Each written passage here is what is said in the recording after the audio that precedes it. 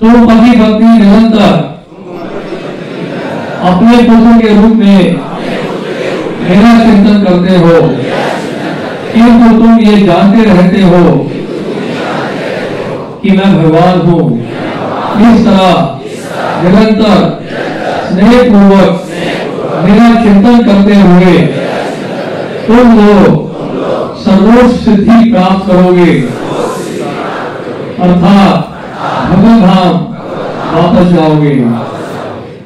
ओम अज्ञानतिमिरन्धस्य ज्ञानाञ्जनशलाकया चक्षुरुन्मिलितं येन तस्मै श्रीगुरवे नमः। श्रीचैतन्यमनोभीष्टं स्थापितं येन भूतले स्वयं रूपः कदा मह्यं। जय श्री कृष्ण चैतन्य प्रभु नित्यानंद श्री अद्वैत गदाधर हरे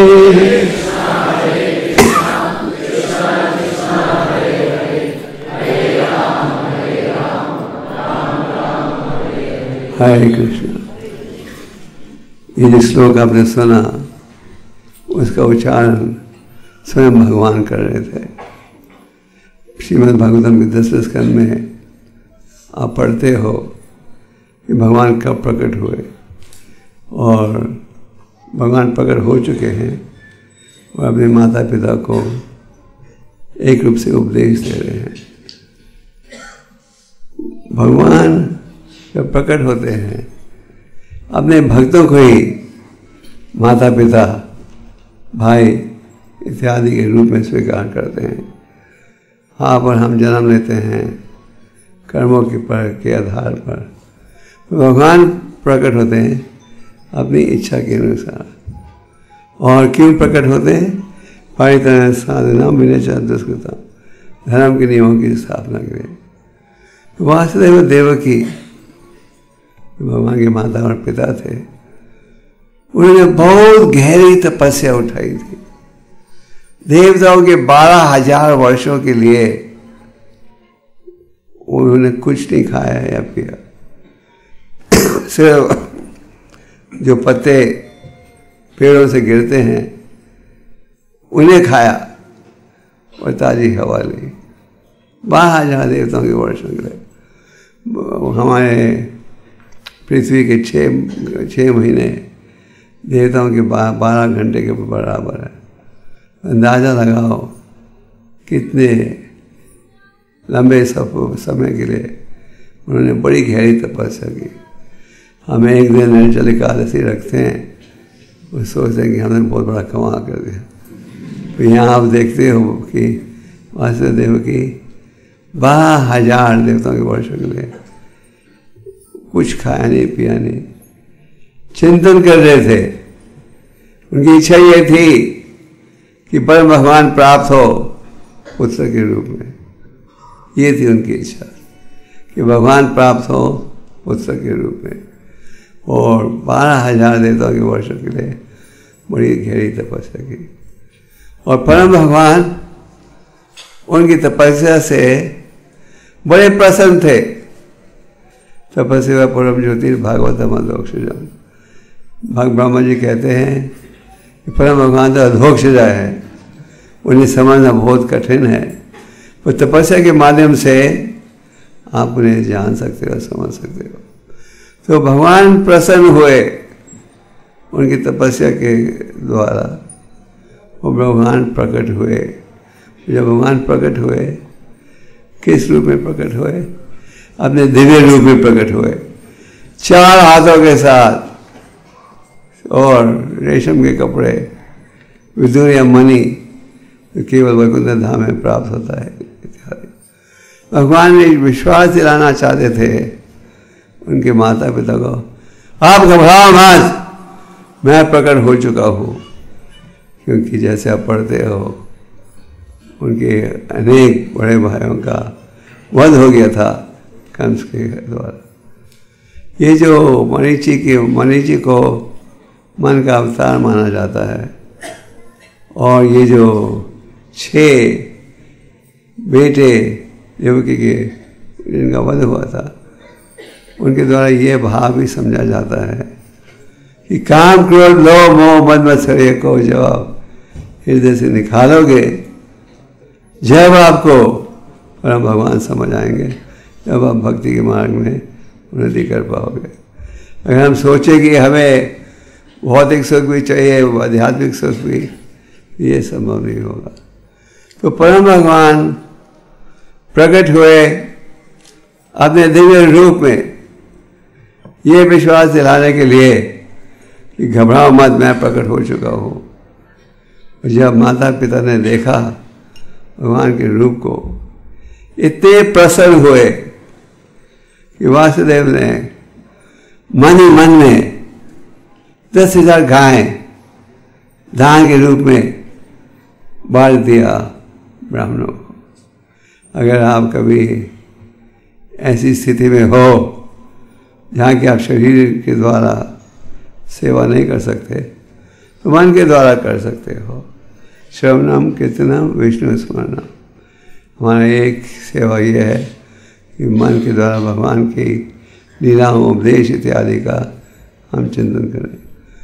भक्ति रसामृत सिंधु में आप एक कथा पढ़ते हो कि एक समय एक ब्राह्मण था, बहुत गरीब ब्राह्मण, और उसने कथा में सुना कि अगर हम ऐसी स्थिति में हो जहाँ कि आप शरीर द्वारा सेवा नहीं कर सकते, तो मन द्वारा आप कर सकते हो।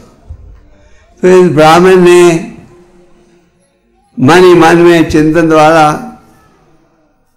एक बहुत ही सुंदर मंदिर बना दिया। साथ में उसने राधा कृष्ण की मूर्तियों की भी स्थापना कर दी। और जैसे हम रोज भगवान का अभिषेक करते हैं सादे पानी से और मंत्रों के उच्चारण से, ऐसे ये जो साधारण पानी है तीर्थों का पानी बन जाता है। तो ये ब्राह्मण रोज ये सोच रहा था, मैं गंगा में जा रहा हूँ, जमुना में जा रहा हूँ, नर्मदा में जा रहा हूँ, सरस्वती नदी में जा रहा हूँ, वहाँ से मैं जल ला रहा हूँ भगवान का अभिषेक या स्नान करवाने के लिए। रोज नियमित रूप से ठीक समय पर भगवान की आरती करता था और भगवान का पूरा भोग भी वो खुद ही बनाता था। तो कई साल बीत गए और ये गरीब ब्राह्मण मन के द्वारा भगवान की सेवा कर रहा था। गरीब था पर उसकी इच्छा थी और भाव था कि भगवान की सेवा बड़े उत्तम प्रयास से होनी चाहिए। एक दिन इस ब्राह्मण ने मन ही मन में खीर बनाई थी। हम भगवान को खीर अर्पण करते हैं और खीर जब आप बनाते हो वो उबलती है, गर्म होती है, फिर जब ठंडी हो जाए तो हम भगवान को भोग लगाते हैं। तो इसे अपनी उंगली को अंदर डाला उस प्याले में देखने के लिए कि खीर ठंडी हो गई कि नहीं। ठंडी हो जाए तो फिर भगवान को भोग लगा सकते हैं। और जब उसने अपनी उंगली रखी अंदर, क्या हुआ? उंगली जल गई। आज सचमुच जल गई। तो आश्चर्य हो गया, उंगली कैसे जल गई? मैं तो चिंतन कर रहा था। तो फिर भगवान ने उसी समय अपने वैकुंठ एयरलाइंस का एक जहाज भेजा और इस ब्राह्मण को भगवान के धाम ले आए। तो ब्राह्मण कर रहा था मन द्वारा। तो वासुदेव और देवकी जेल खाने में थे और उनकी इच्छा नहीं थी कि किसी प्रकार से कम से कोई सूचना मिल जाए या शक हो। तो वासुदेव ने मन ही मन में 10,000 गायें सजाकर ब्राह्मणों को दान के रूप में बांट दिया, क्योंकि भगवान प्रकट हो गए थे उनके बेटे के रूप में। पर वासुदेव ने कहा, आप साधारण बच्चे का रूप ग्रहण कर लो, क्योंकि उनको भय था अगर कंस को ये पता लग जाए तो शायद इनके लिए भी मुसीबत हो जाए। भगवान ने माँ पिता के कहने पर तुरंत ही साधारण बच्चे का रूप ग्रहण कर दिया। तो परम भगवान जब पृथ्वी पर प्रकट होते हैं तो अपनी दिव्य लीला प्रकट करते हैं। और हमें ये नहीं सोचना चाहिए कि भगवान जब प्रकट होते हैं साधारण व्यक्ति के समान बन जाते हैं। कई मायावादी विचार के व्यक्ति हैं जो मूर्ति पूजा में भी नहीं विश्वास करते, जो कहते हैं अर्चा विग्रह में भगवान नहीं हो सकते। वैष्णव का सिद्धांत है कि भगवान का विग्रह अगर शास्त्रों के वर्णन के अनुसार बनाया जाए और आचार्यों की शिक्षा के आधार पर उनकी स्थापना हो तो परम भगवान उस मूर्ति में उपस्थित हो जाते हैं। और आप श्रद्धा से सेवा करोगे इन मूर्तियों का तो भगवान आपसे बोल भी सकते हैं। माधवेंद्रपुरी की इच्छा थी कि उन्हें वो यमुना में जब पहुँचे उनकी इच्छा थी कि अगर मुझे यहाँ का खीर और प्रसाद चखने का मौका मिल जाए तो मैं अपने गोपाल विग्रह के लिए भी इसी प्रकार का खीर बनाऊंगा। और ये इच्छा उन्होंने प्रकट की कब, जब भगवान को भोग लग रहा था। तो बिना चखे वहाँ से निकल गए, बाजार में जाकर जाप करने लगे। तो पर भगवान को पता था क्या थी उनकी इच्छा। तो भगवान ने खीर का प्याला चुरा कर माधवेंद्रपुरी को पहुँचा दिया। तो अगर हम ये सोचें कि ये केवल मूर्तियाँ हैं, इनमें कोई शक्ति नहीं है, ये एक महान अपराध है। अफसोस की बात है कि भारत में भी कई हिंदू भाई बहन भी ये सोचते हैं। हम मूर्ति पूजा पर विश्वास नहीं करते। एक समय एक सज्जन मुझे मिलने आए थे, मैंने कहा कि आइए नीचे दर्शन के लिए। कई बार कहा, वो टालते गए। फिर अंत में क्या उन्होंने कहा, मैं मूर्ति पूजा में विश्वास नहीं करता। ये है कम बुद्धि का भाव। परम भगवान जब प्रकट होते हैं वो अपनी दिव्य लीला प्रकट करते हैं। और भगवान गीता में क्या कहते हैं, जन्मा कर्म चा में मेरा प्रकट होना और अप्रकट होना दोनों ही दिव्यम हैं। दूसरे शब्दों में भौतिक गुणों के पार भगवान के लिए कोई कार्य असंभव नहीं।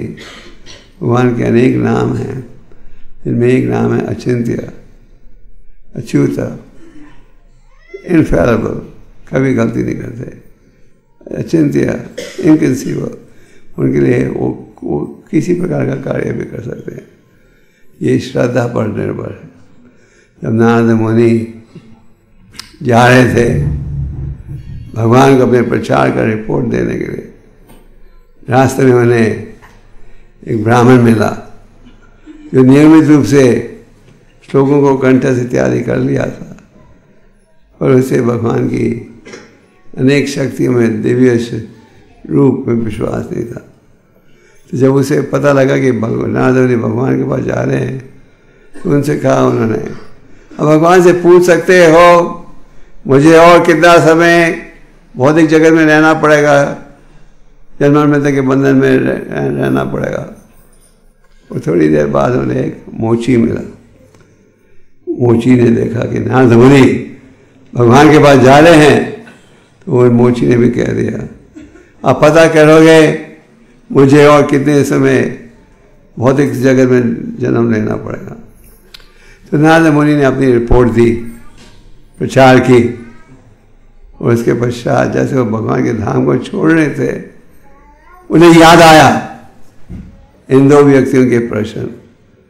तो उन्होंने पूछा, कहा कि मैं जब आपके पास आ रहा था मुझे रास्ते में एक मोची मिला जिसने कहा कि भगवान से पूछना और कितना समय मुझे भौतिक जगत में रहना पड़ेगा।